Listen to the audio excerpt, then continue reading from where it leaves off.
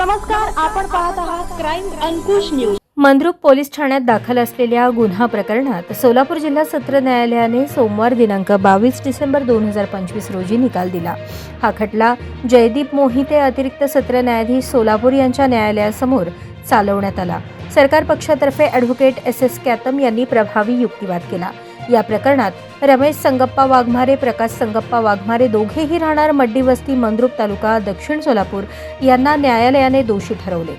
न्यायालयाने दिलेल्या शिक्षेनुसार भारतीय दंडविधान कलम 394 अन्वये 3 वर्ष सश्रम कारावास, प्रत्येकी 10,000 रुपये दंड, भारतीय दंडविधान कलम 353 अन्वये 1 वर्ष सश्रम कारावास, प्रत्येकी 5,000 रुपये दंड, भारतीय दंडविधान कलम 341 अन्वये 1 आठवडा साधी कैद किंवा 1,000 रुपये दंडाची शिक्षा सुनावली। सर्व शिक्षा एकत्रितपणे भोगावयाच्या आहेत।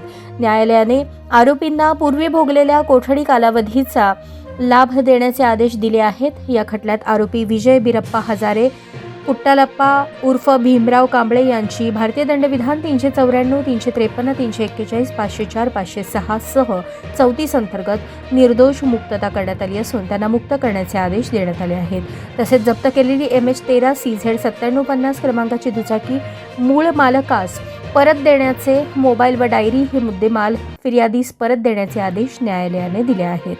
सदर गुन्ह्याचा तपास PSI गणेश पिंगुवाले यांनी केला। मार्गदर्शन संकेत देवळेकर व API मनोज पवार यांनी केले। कोर्ट पैरवी अधिकारी म्हणून grade PSI Vijaykumar Jadhav, grade PSI Priya Jadhav तर कोर्ट पैरवी कामकाज महिला पोलीस कॉन्स्टेबल पूजा काळे यांनी यशस्वीरित्या पार पाडली।